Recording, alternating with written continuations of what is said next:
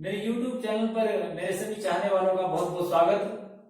आज हम accounting equation का सेकंड पार्ट करेंगे, जो आपका बड़ा इंपॉर्टेंट है। चैप्टर नंबर 3 का अकाउंटिंग इक्वेशन का आपका जो पार्ट नंबर सेकंड जो इसके अंदर करेंगे, तो किस प्रकार से जो इसको किया जाएगा। और अकाउंटिंग इक्वेशन को पार्ट नंबर 1 में आपने पढ़ा था कि what do mean by accounting equation. Accounting equation में asset is equal to capital plus liability होते हैं, जिसमें आपने देखा कि असेट जो है किस प्रकार से इंक्रीज होते हैं और असेट जो है किस प्रकार से डिक्रीज होते हैं। इसी प्रकार से कैपिटल किस प्रकार से इंक्रीज होती है, कैपिटल किस प्रकार से डिक्रीज होती है, लायबिलिटी किस प्रकार से इंक्रीज होती है और किस प्रकार से डिक्रीज होती है।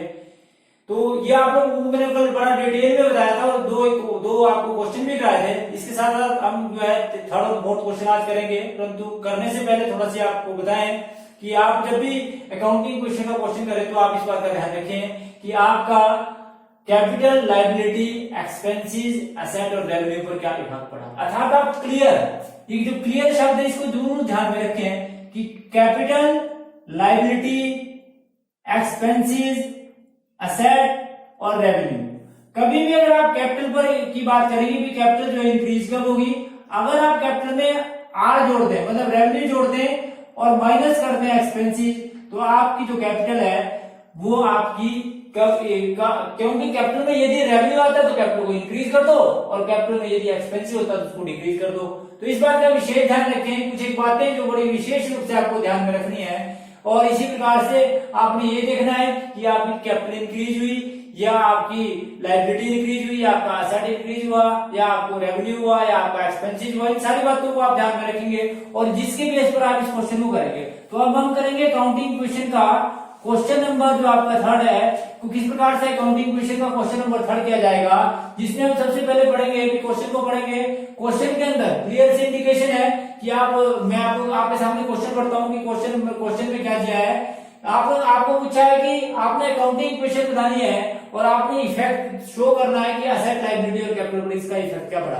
तो हमारी पहली ट्रांजेक्शन है commerce business with cash of ₹10,000। अगर आप 10,000 से बिजनेस को स्टार्ट करते हैं, यदि आप 10,000 से बिजनेस को स्टार्ट करते हैं तो इस बात का ध्यान रखें कि दो अकाउंट पर इफेक्ट पड़ेगा।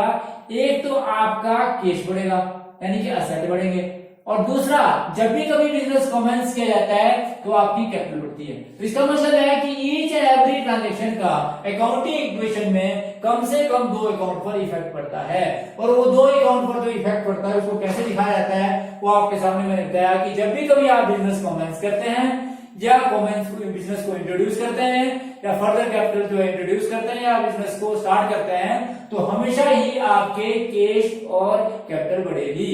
Commence business with cash, starting business with cash या इंट्रोड्यूसिंग ए फ्रेश कैपिटल से हमेशा कैश और कैपिटल बढ़ेगी। तो जब भी आपने, क्योंकि इसके क्वेश्चन के अंदर आपने देखा कि आपने बिजनेस जो है स्टार्ट किया था 10,000 से, तो आपका बिजनेस में जो है वो कैश बढ़ा 10,000 से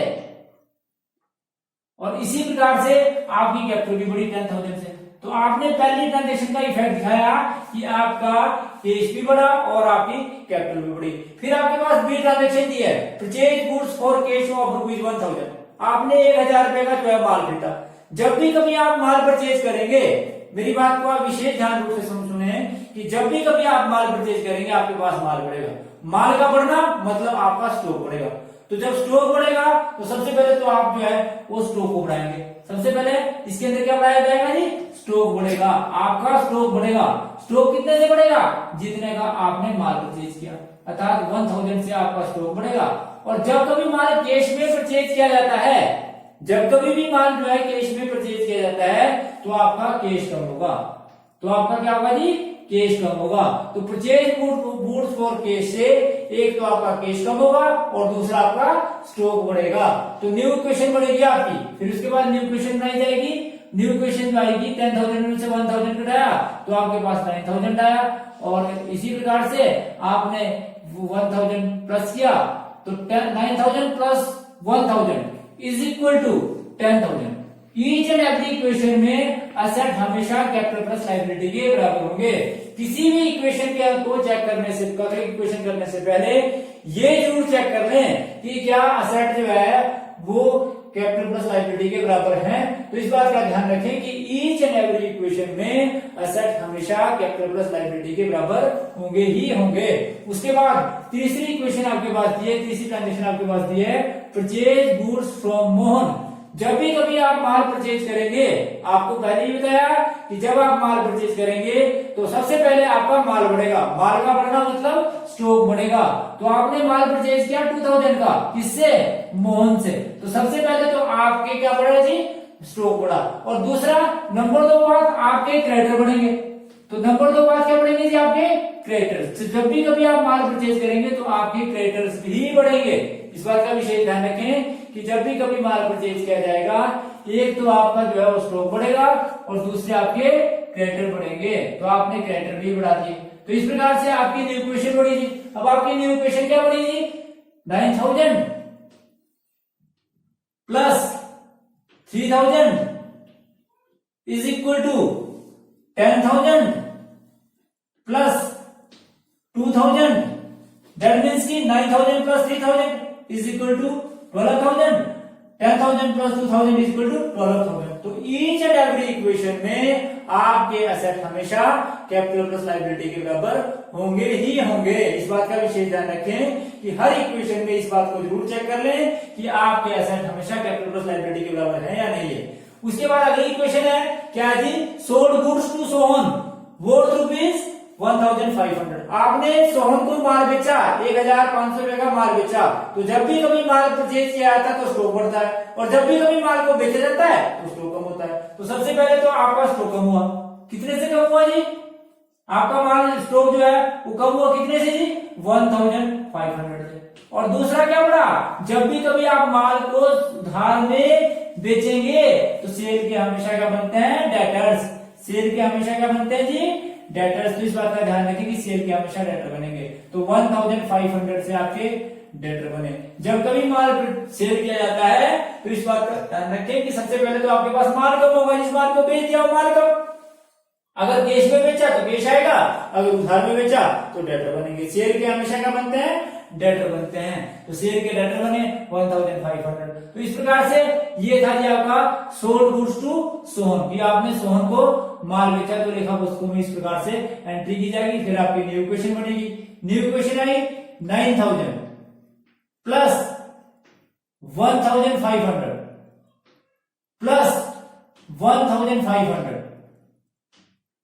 is equal to 10,000 plus 2,000। Each and every equation में असेट हमेशा कैपिटल प्लस लायबिलिटी के बराबर होंगे। जैसे 9,000 plus 1,500 plus 1,500 is equal to 12,000 and 10,000 plus 2,000 is equal to 12,000। Each and every equation में असेट हमेशा कैपिटल प्लस लायबिलिटी के बराबर होंगे ही होंगे। उसके बाद अगली इक्वेशन है आपकी, अगली इक्वेशन है good sold goods to Kesar for cash of rupees 1,000। आपने केसर को माल बेचा 1,000 का। आपने केसर को कितने का माल बेचा जी? 1,000 का। और किस में बेचा? कैश में। जब आप माल को कैश में बेचेंगे तो आपके पास कैश आएगा। सबसे पहले तो आपके पास कैश आएगा। नंबर 2 बात, आपका स्टॉक कम होगा। स्टॉक कितने से कम होगा जी? जितने का आपने माल बेचा 1000 का। तो आपकी न्यू इक्वेशन नहीं बल्कि अब आपकी लास्ट इक्वेशन बनेगी। तो आपकी लास्ट इक्वेशन बनी जी, क्या बनी? कैश 10,000 कैश का बैलेंस, और अगर स्टॉक के बैलेंस की बात करें तो 500, और डेटर के बैलेंस की बात करें तो 1500, और अगर बात करें आप किसकी जी? कैपिटल के बैलेंस की, तो ये आपका 10,000, और इसी प्रकार से ये भी आपका जी 2,000। On the basis of last equation you have to prepare a balance sheet. Last equation के बेस पे आप जो है वो बैलेंस शीट प्रिपेयर करेंगे। जब आप बैलेंस शीट प्रिपेयर करेंगे तो आप किन किन बातों को ध्यान में रखेंगे? कैश, स्टॉक और डेटर आपके पास है, तो आप बैलेंस शीट कैसे बनाते हैं? लास्ट इक्वेशन की बेस पे आप बैलेंस शीट कैसे बनाते हैं वो भी आपको साथ साथ बताते हुए चलते हैं कि आप लास्ट इक्वेशन की बेस पे बैलेंस शीट कैसे बनाते हैं। तो बैलेंस शीट जब आप बनाएंगे तो इस बात का विशेष ध्यान रखें कि जब भी आप बैलेंस शीट बनाएंगे तो आप सबसे पहले तो क्या लिखेंगे? ऊपर बैलेंस शीट। क्या लिखेंगे जी? Balance sheet. कि आपने बैलेंस शीट बनानी है तो जिस भी अकाउंट को आप बनाते हैं, जिस भी स्टेटमेंट को बनाते हैं उस स्टेटमेंट का नाम। आप सभी जानते हैं बैलेंस शीट की 2 साइड होती है। ये कौन सी साइड होती है जी? लेफ्ट हैंड साइड, ये लायबिलिटी साइड। ये आपकी लायबिलिटी साइड होती है, और अमाउंट इन रुपीज। इसी प्रकार से आपका दूसरी साइड जो होती है वो असेट साइड होती है। असेट साइड, और ये अमाउंट इन रुपीज, अमाउंट हमेशा रुपीज में होता है क्योंकि इंडियन करेंसी में रुपए को जो बड़ा महत्व दिया गया है। इसी प्रकार से यहां पर जो भी आपके पास आइटम है, सबसे पहले तो आपको पता होना चाहिए कि जो असेट साइड की आइटम है वो असेट साइड जाएंगी और लायबिलिटी साइड की आइटम है जो लायबिलिटी साइड आएंगी। लायबिलिटी साइड में आपके पास कैपिटल थी, कैपिटल का बैलेंस आपके पास आया 10,000, वो हमने लिख दिया 10,000। इसी प्रकार से आपके पास क्रेडिटर का जो बैलेंस है वो भी लिख दिया हमने, क्रेडिटर का बैलेंस आया 2,000। यहां पर गए तो आपके पास कैश का बैलेंस है, कैश का बैलेंस जो आपके पास आया 10,000। इसी प्रकार से आपका जो है स्टॉक का बैलेंस है, तो स्टॉक का बैलेंस आपके पास आया 500, और डेटर्स का बैलेंस जो आपके पास आया वो आया जी 1,500। फिर आप इसका टोटल करेंगे तो totalling of both side are equal to each other and that is 12,000 and 12,000। तो इस प्रकार से आप अगर बैलेंस शीट की लास्ट इक्वेशन, जो लास्ट इक्वेशन के बेस पर जो है वो बैलेंस शीट प्रिपेयर की जाती है, और on the basis of last equation you have to prepare a balance sheet. और बैलेंस शीट का मिलना इस बात की ओर इंडिकेट करता है कि आपका क्वेश्चन सही है। तो ये था जी आपका क्वेश्चन नंबर 4 की किस प्रकार से आपने क्वेश्चन नंबर 4 को 3 को किया। उसके बाद क्वेश्चन नंबर आपका जो 4 है, थर्ड क्वेश्चन आपने किया, उसके बाद क्वेश्चन नंबर 4 हम करेंगे। 4 क्वेश्चन में हम जब अकाउंटिंग क्वेश्चन बनाएंगे, ध्यान रखना इस बात का, जब भी हम अकाउंटिंग क्वेश्चन बनाते हैं तो सबसे पहले जिस इक्वेशन को हम बनाते हैं उसका नाम लिखते हैं, हम लिखते हैं अकाउंटिंग क्वेश्चन। पहला column cell number, line of demarcation लगाने के बाद पहला कॉलम सेल नंबर, फिर ट्रांजैक्शन, फिर asset is equal to capital plus liability. फिर आप अगेन जो है लाइन ऑफ डिमार्केशन लगाएंगे, एक कॉलम छोड़कर एक लाइन ऑफ डिमार्केशन आप फिर लगाएंगे। उसके बाद आप क्वेश्चन में हम सीरियल नंबर 1 में हमारे पास ट्रांजैक्शन दी हुई है कि commence business with cash of rupees 25,000। जब भी कभी आप बिजनेस को प्रारंभ करेंगे, कमेंस करेंगे, स्टार्ट करेंगे, फर्दर कैपिटल इंट्रोड्यूस करेंगे, तो हमेशा 2 अकाउंट पर इफेक्ट पड़ता है, एक आपकी कैश बढ़ता है और दूसरा आपका कैपिटल बढ़ती है। कैश बिजनेस का असेट है तो कैश बढ़ा और दूसरा आपकी कैपिटल बढ़ी। जब भी कभी बिजनेस स्टार्ट करते हैं तो आपने बिजनेस स्टार्ट किया 25,000 से, तो हमारा जो है 25,000 से कैश बढ़ा और 25,000 से ही हमारी कैपिटल बढ़ी। उसके बाद आपकी दूसरी ट्रांजैक्शन है जी कि purchase goods for cash of rupees 5,000। आपने 5,000 का माल जो है परचेज किया, किसमें जी? कैश में परचेज किया। तो सबसे पहले तो आपका कैश कम हुआ, जब भी कभी आप माल परचेज करते हैं तो आपका कैश कम होता है, और दूसरा आप सभी जानते हैं कि आपका स्टॉक बढ़ता है। क्या बढ़ता है जी? स्टॉक। तो आप 5,000 से स्टॉक को बढ़ाएंगे। इसी प्रकार से आप सभी जानते हैं कि कैपिटल पर कोई इफेक्ट नहीं पड़ा। इसके बाद जो है आपकी न्यू इक्वेशन बढ़ेगी, न्यू इक्वेशन आई आपकी 20,000 plus 5,000, 20,000 plus 5,000 is equal to 25,000। Each and every equation में असेट हमेशा कैपिटल प्लस लायबिलिटी के बराबर होते हैं। उसके बाद आपने माल परचेज किया, परचेज मशीनरी करी, थर्ड इक्वेशन में आपने मशीनरी परचेज करी 10,000 की। जब आपने मशीनरी परचेज करी 10,000 की तो इससे आपकी सबसे पहले तो कैश कम हुआ और दूसरी आपकी मशीनरी बढ़ी। जो चीज आप खरीदते हैं वो चीज बढ़ती है। अगर आप माल खरीदते हैं तो स्टॉक बढ़ता है, और अगर आप कोई एसेट खरीदते हैं तो वह एसेट बढ़ता है, तो वो पर्टिकुलर एसेट आपका बढ़ गया, यानी कि 10,000 से आपकी मशीनरी बढ़ गई। तो आपकी न्यू इक्वेशन बढ़ी 10,000 plus 5,000 plus 10,000 is equal to 25,000। Each and every equation में एसेट हमेशा कैपिटल प्लस लायबिलिटी के बराबर होंगे ही होंगे। उसके बाद फोर्थ इक्वेशन है पेड फ्रेट ऑफ रुपीज 100। आपने फ्रेट को पेड किया। जब भी कभी आप खर्चा करते हैं तो आपका एक तो कैश कम होता है और दूसरा आपकी कैपिटल कम होती है। तो कैश भी कम हुआ और कैपिटल भी कम हुई, तो आपकी न्यू इक्वेशन बनी 9,900 प्लस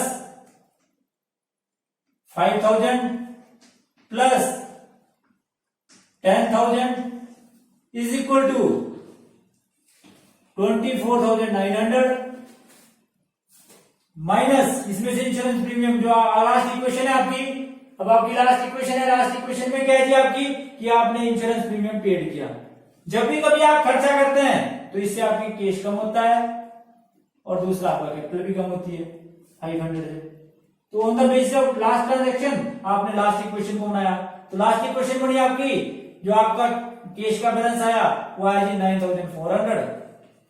इसी प्रकार से आपका जो स्टॉक का बैलेंस आया वो आया जी 5500। फिर आपका मशीनरी का बैलेंस जो आया वो आया जी 10,000। इन सबको जमा करेंगे तो आपके पास आएगा 24,400। असेट हमेशा कैपिटल प्लस लायबिलिटी के बराबर होते हैं। On the basis of last equation you have to prepare a balance sheet. जब आप बैलेंस शीट बनाएंगे तो जिस बैलेंस शीट को आप बना रहे हैं उसका नाम अर्थात यहाँ लिख देते हैं आप बैलेंस शीट। बैलेंस शीट में आप सभी जानते हैं दो साइडें होती हैं। ये आपकी लायबिलिटी साइड है, लेफ्ट हैंड साइड इसका लायबिलिटी साइड, और राइट हैंड साइड जो आपका वो है आपका लायबिलिटी अमाउंट इन रुपीज। और इसी प्रकार से असेट्स और फिर amount in rupees. Then line of demarcation.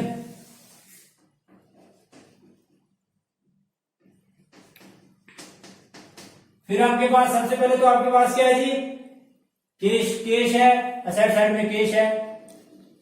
तो कैश का बैलेंस जो आपका वो आया जी आपका 9400।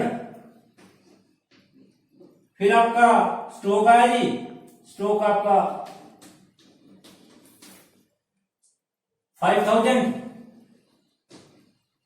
फिर उसके बाद आपकी मशीनरी का बैलेंस, वो जी आपका मशीनरी का जो बैलेंस रहा वो आपका 10,000। इसका टोटल किया तो आया जी 24,400। इसी प्रकार से लायबिलिटी साइड में कैपिटल का बैलेंस जो है वो 24,400। असेट और लायबिलिटी का टोटल हमेशा आपस में बराबर आता है 24,000। तो on the base of last equation, जब आप लास्ट इक्वेशन की बेस पे बैलेंस शीट बनाएंगे तो असेट हमेशा कैपिटल प्लस लायबिलिटी के बराबर ही होते हैं। तो ये था जी आपका हमारा आज का अकाउंटिंग इक्वेशन के जो प्रैक्टिकल थे, और इसी प्रकार से इसके प्रैक्टिकल करते हैं। Thanks for watching the video. Please like subscribe my channel.